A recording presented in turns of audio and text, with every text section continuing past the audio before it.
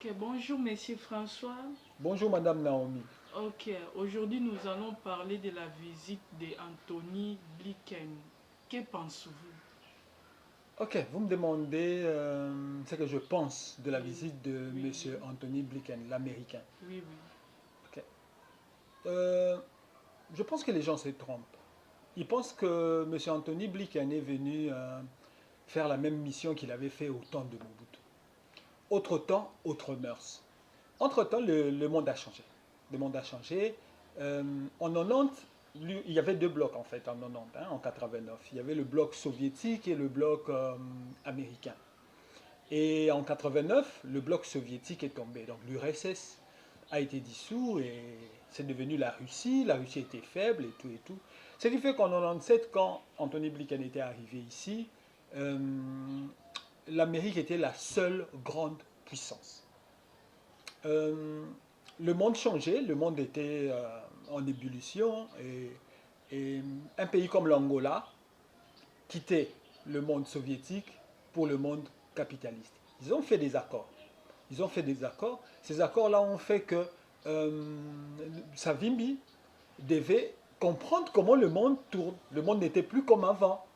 Et Savimbi n'avait pas compris qu'il fallait qu'il travaille avec Eduardo Santos parce que les Américains poursuivaient leurs intérêts.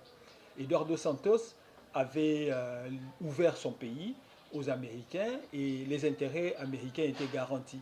Donc Savimbi, c'était un peu le passé. Comme il n'avait pas compris, il a été éliminé. Chez nous, c'était un peu la même chose. Le maréchal Mobutu, côté des Américains, et le monde avait changé. Il était un peu le policier ici en Afrique centrale pour défendre les intérêts américains. Voilà, c'est comme ça qu'il collaborait avec Savimbi et tout pour que les intérêts soviétiques ne triomphent pas ici. Mais avec la chute en 89 de l'URSS, le monde avait changé. Le maréchal Mobutu n'avait pas compris que le monde avait changé et qu'il devait aussi changer parce que le Zaïre ne permettait pas assez que, avec la zaïrianisation, que notre sous-sol soit aussi exploité par les puissances extérieures, les multinationales et tout et tout. Voilà, c'est pourquoi on était venu lui dire, monsieur, il fallait que tu quittes, le monde avait changé, et que euh, les multinationales voulaient avoir leur même mise dans les ressources naturelles du Congo. Voilà, il y a eu l'AFDEL qui est arrivé et Laurent Kabila a connu le même problème.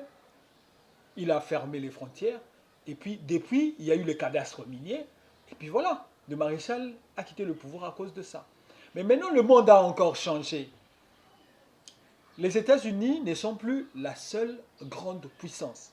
Il y a les BRICS, il y a l'URSS, il y a la Russie qui est arrivée, la Chine et les autres puissances.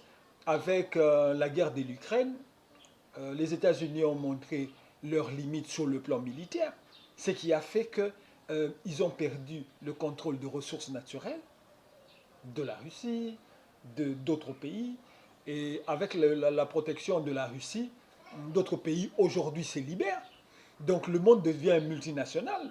Sur le plan économique, l'URSS et le bloc de pays asiatiques sont tellement montés en force sur le plan économique, mais ils étaient tenus par le dollar. Entre-temps, la guerre de l'Ukraine a mis en ballottage le dollar.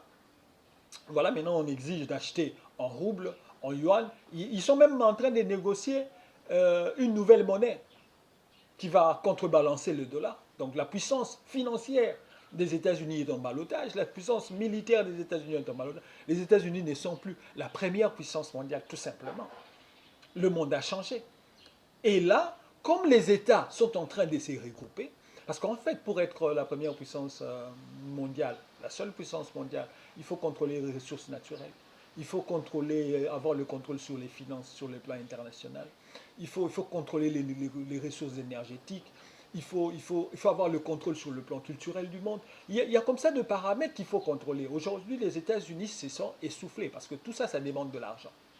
Ça demande énormément d'argent avec le balotage du dollar, avec le non-contrôle des ressources financières, énergétiques, ressources naturelles, tout ça. Voilà. Ils sont venus, Anthony Blinken est arrivé ici, pourquoi il veut tout simplement se rassurer. Parce que depuis toujours, le Zaïre, la République démocratique du Congo, a été une source, une réserve de matières premières pour les États-Unis, pour l'Occident. Souvenez-vous de la bombe atomique de, larguée en Espagne dans la Deuxième Guerre mondiale. C'était venu d'ici, de chez nous, à Chicolo, l'uranium de Chicolo. Il y a le coltan, nous avons de produits incontournables comme le cobalt, tout ça. Imaginez que ça bascule dans le BRICS. Non mais les Américains sont juste venus ici, c'est rassuré par rapport à la République démocratique du Congo que nous n'allons pas quitter leur influence. Mais malheureusement pour nous, c'est une collaboration gagnant-perdant. Parce que nous avons toujours perdu dans cette collaboration-là. Je ne dis pas que nous devons basculer. Je dis tout simplement qu'il faut renégocier cette collaboration. Il faut que nous puissions aussi nous retrouver. On nous impose par exemple la guerre de l'Est pour prendre nos minéraux sans contrepartie. Autant peut-être les négocier, peut-être à bas prix, que le prendre de cette façon-là et aussi faire couler beaucoup de sang. Je pense qu'il y a un problème dans tout ça. Donc nous devons renégocier tout ça. Anthony Blinken n'est pas venu ici pour nos beaux yeux. Il n'est pas venu ici pour renverser les choses. Il est juste venu ici pour se rassurer par rapport aux gouvernants, aux Congolais, se rassurer que le Congo ne va pas basculer dans le BRICS ou dans d'autres, parce que le monde est devenu polycentrique. Il y a beaucoup de puissances aujourd'hui qui veulent avoir les ressources naturelles de l'Afrique, parce que l'Afrique constitue pour eux une réserve de ressources naturelles. Voilà, nous aussi, nous devons tirer notre épingle du jeu.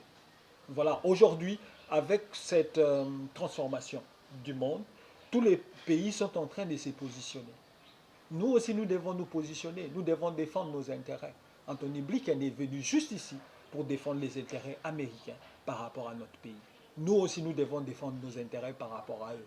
Je pense qu'il nous faut négocier une collaboration, une coopération gagnant-gagnant avec les Américains, avec tous les pays qui veulent travailler avec nous. Voilà. Voilà tout simplement ce que je pense de la visite de M. Anthony Blinken. Ok, Merci beaucoup, merci madame. beaucoup.